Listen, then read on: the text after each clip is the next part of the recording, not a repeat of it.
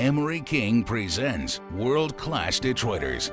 Tonight, two rare artists who enrich us with both their art and their compassion.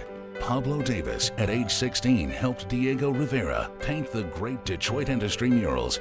His massive body of artwork and his legacy of social activism cover an amazing 90 years. She's attractive and charming enough to be in front of the camera, but Linda Solomon spends most of her time behind it, shooting icons of beauty and fame. But what she really loves is spreading the joy of photography to underprivileged kids. Pablo and Linda, you are about to meet two special Detroiters. Yes, Linda Solomon's artful celebrity photos show why the beautiful and famous inspire our fantasies. But this recent issue of People magazine celebrates her marvelous work with disadvantaged kids, and it shows there's a lot more to know about Linda Solomon. I caught up with her at Birmingham's Palladium Theater, where some of her Oscar photos are on display. Part of the reason they're so successful is they are so photogenic. I mean, they know how to pose. They've got that face that's technically flawless. So their features are so beautiful, and they just know which way to turn, the way they look over a shoulder, the way they move. I mean, it looks ridiculous when I do it, because I certainly don't know how to pose. For a quarter century, Linda Solomon has been shooting stars at the Academy Awards. Back in 1982, the Oscar gatekeeper allowed access to only 55 photographers worldwide. And I sent a letter with my column from the Detroit News and asking for credentials, and he said, yeah. It may look like glamorous fun, but there's a lot more to it. It's hard work. You're given this much room. You have no flexibility. So even though I've had an opportunity to photograph Audrey Hepburn and Selma Hayek and Pierce Brosnan and all these gorgeous, glamorous stars, I don't have any room to move. So it's just capturing that second, and you have to be ready. And you're assigned a spot. And I always say you leave your manners at home and then you go to the Oscars, because, I mean, you're just shoved and pushed and jostled. When she started, Linda was one of the few women in the group. But don't be fooled by that pretty face and petite figure. She can be one tough cookie, as a foolish photog from London found out when he tried to steal her spot. Well, this guy started up with me, and I really opened my mouth to him. So my mother looked at me, she says, I have never heard you talk to anyone like that. Now, are you one of these photographers who's yelling at them and saying, Cameron, over here, over here? Do you know I don't do that? Everyone does that, Emery, but I will not yell and scream. I just will not.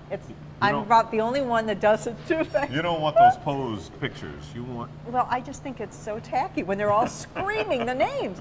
It's like you want to hide. And there's another thing she won't do. I've had opportunities to sell my photos to a tabloid. The Inquirer has called. The Globe has called. I just hang up the phone. When you take these pictures, as we look at Catherine Zeta-Jones here, very glamorous. You know, they say all kinds of things about the camera. The camera never lies. The camera never blinks. I know. What do you think? Is that true? Yeah. I mean, well, look at her. She's so gorgeous. And nothing's been digitally altered. This is it. I mean, that is the way she looked at 5 o'clock in the afternoon on the red carpet. Because of the quality of the light, it happens that 5 or so in the afternoon is also Linda's favorite time to shoot the portraits that have been featured in one-woman shows like this one in New York. I only use natural light. I've never worked in a studio during my entire career. So I always shoot either outdoors or, you know, in natural window light or capturing someone on stage. Why do you use only natural light? Well, I think it goes back to, I think that's what it works best. It captures someone naturally. I don't believe in doing anything that's contrived. I don't believe in doing anything artificial. So I think if you use natural light, it's the way you really are. And she also likes to work quickly. I don't like to take a lot of time. So what I'll do is arrive early and look at the light and look at the setting. If I'm, you know, if I'm shooting outdoors at 5 or 6, or if I'm shooting in someone's living room, I'll get there an hour early, pick exactly the right spot where I want you to sit, and then I'm done in 15 minutes. Her favorite projects? Visual essays on some of America's greatest artists for programs like ABC's World News Tonight, including Tony Bennett, a personal friend of Linda's, Billy Joel talking to a group of college youngsters, and the painter Andrew Wyeth on the occasion of his 80th birthday. Linda has also done portraits for famous writers like Detroit's own Elmore Leonard and the author of The Bridges of Madison County, Robert James Waller. Do you have a favorite celebrity photo? It has to be the one that I shot of Ali. I had 10 seconds with him. He was in a limousine, but I asked him to show me that famous fist. So the fist is outside the car, and yet he's in shadow, so you just see a portion of his face. So where did her fascination with celebrity start? It was so much fun growing up in Detroit, because you could go downtown and see the Supremes. At a record store, you could get their autograph. I remember waiting in line all day on a Saturday for the Four Tops to sign a record album. You could go to the State Fair and see Aretha Franklin. Linda grew up on the city's northwest side. For her 5th birthday, her parents gave her a Kodak Brownie, a camera she now collects. She quickly became the family photographer. I was the one documenting all of the family activities throughout my entire childhood. Beyond her sister Jill and her parents, her subjects were always people, friends, and, celebrities. One of the first pictures that I was just so excited about was one that I did of the Supremes, and they were performing at the State Fair. It was her first shot of Diana Ross, but not her last. Just after the family moved to Birmingham, Linda received another important birthday gift. A very sophisticated photo album. It was gold embossed, and it said, "Happy 13th birthday. I love you, Dad." And to me, that gift was more life-changing because it showed my parents' respect for my work, even at a young age. At Seaholm High School, there were a number of kids who would become celebrities, including comedian and actor Tim Allen, who sat behind me in homeroom for 3 years. In fact, he asked me to photograph him for his first composite. At the University of Michigan, Linda studied education, but after graduation, teaching jobs were scarce. So she picked up her camera and began shooting for a suburban paper. Everything from high school sports to spot news to society parties. You'd spend all day on a shoot. My paper was $25, my darkroom time was $3, and film was $2.25 a roll back then, and I made $1.25.